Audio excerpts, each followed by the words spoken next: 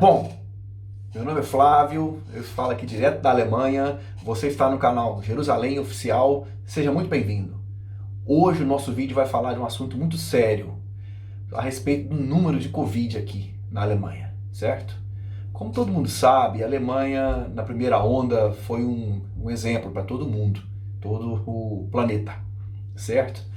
E assim, pelo o histórico, né, pela história que a Alemanha já passou, Primeira Guerra, Segunda Guerra, Muro de Berlim, Guerra Fria e tudo mais.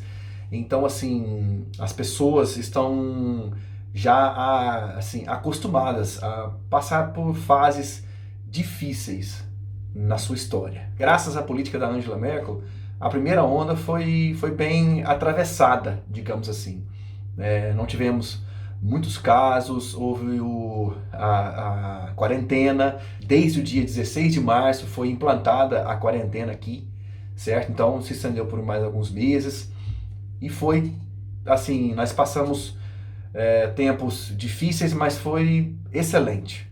E falando de números, quantas pessoas contaminadas, quantas pessoas curadas, quantos mortos, infelizmente.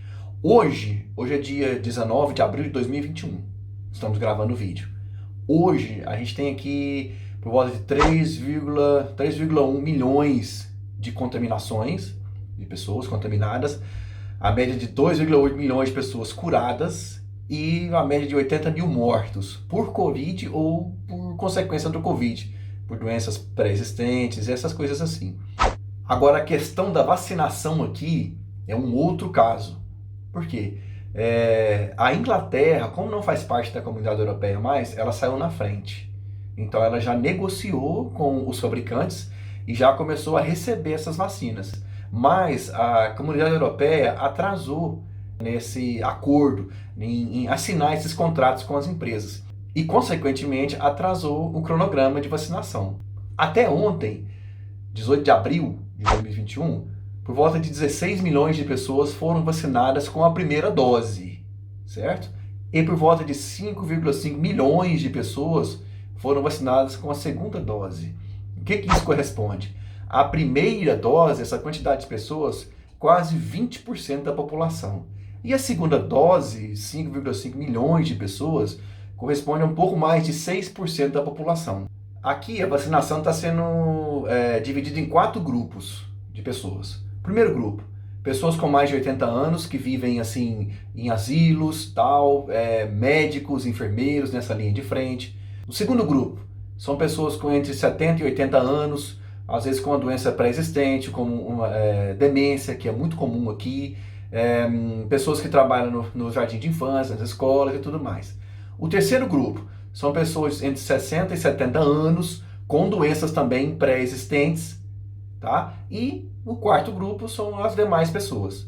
Outro dado importante aqui é que os chamados médicos de família estão aptos a vacinar essas pessoas dentro do grupo de risco já desde o dia 6 de abril.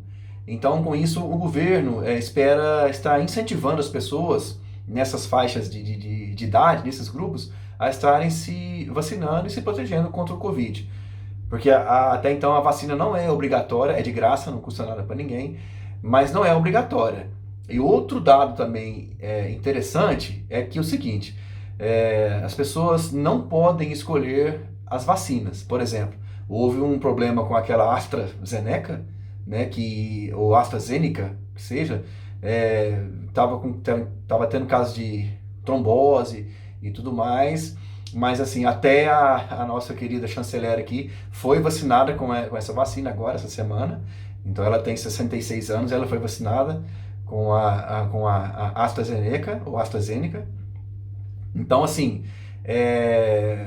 nós não podemos escolher, eu quero da Pfizer, eu quero da Johnson Johnson, não. Então a vacina que tiver disponível, a gente tem que tomar. Mas não é obrigado, mas aí vem aquela coisa, né? Se eu não tomar, eu contrair esse vírus, como é que eu fico? Ou se eu tomar e der alguma reação alérgica, como é que eu fico? É complicada a situação. Para finalizar, o que a gente quer mostrar nesse vídeo aqui? É que a Alemanha ela, na primeira onda, como foi dito no começo, ela se portou bem, mas na segunda e na terceira onda, devido a esse atraso nessas negociações de vacina, nas negociações internas, houve um aumento muito significativo dos casos. E, por incrível que pareça, até a própria chanceler, em um momento aqui, ela pediu desculpas pelas as medidas tomadas ou pelas medidas não tomadas contra o avanço do Covid. Agora, neste momento aqui, nós estamos de lockdown, continua como se fosse a primeira onda, um pouco mais brando, mas estamos de lockdown, a gente só sai, no caso, para ir no supermercado, para ir na farmácia e coisas desse tipo. Então, assim, a gente continua de lockdown, continua de quarentena, mas a gente pode ver uma luz ali no fim do túnel, né? Porque o que foi feito no começo da pandemia, na segunda onda, o que foi feito? O próprio governo, ele incentivou as empresas a não fecharem as portas, assim, a não demitirem funcionários, claro, com ajudas financeiras, certo? O governo deu ajuda financeira também às famílias, né, pela quantidade de filhos, deu também a ajuda para as famílias, certo? Para assim, para a economia não entrar realmente em colapso, para não falar assim, ó, quebramos, estamos no fundo do poço, não tem como sair mais. Então, como a Alemanha é um país muito rico, ela produz muita riqueza, então tinha esse fundo de caixa para poder investir nas pessoas para continuar vivendo, para a pessoa não passar dificuldade, não passar necessidade, para as empresas, as micro e pequenas empresas não fecharem as portas, não demitir os funcionários. Então, assim, foi feita essa negociação. Só que hoje, nessa nova etapa, digamos, nessa terceira onda, o que está acontecendo? As pessoas já estão cansadas. As pessoas já estão, assim, se levantando contra essas medidas de restrição contra o Covid, certo? Então, o que está acontecendo aqui? Em alguns casos, em algumas cidades ou até estados, existem juízes ou cortes que já estão decretando a proibição de manifestações contra as medidas do Covid.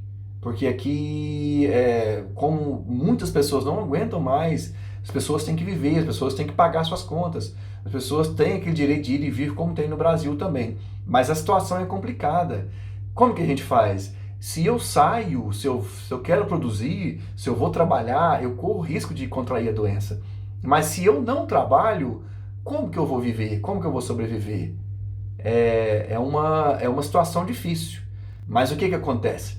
Está tendo realmente essas medidas pelas cortes, pelos juízes, que qualquer manifestação contra as medidas do Covid são proibidas e quem fizer vai ser preso, certo?